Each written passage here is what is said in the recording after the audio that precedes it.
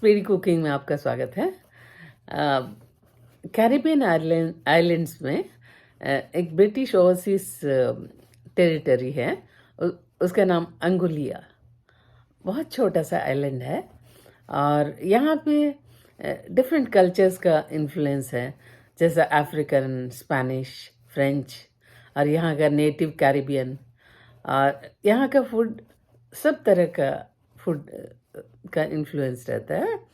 और ज़्यादातर barbecue and jerk style का मीट्स बनाते हैं लोग।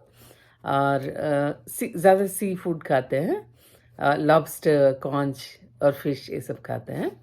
और वेजिटेरियन में ज़्यादातर फ्रूट्स ही खाना पड़ता है।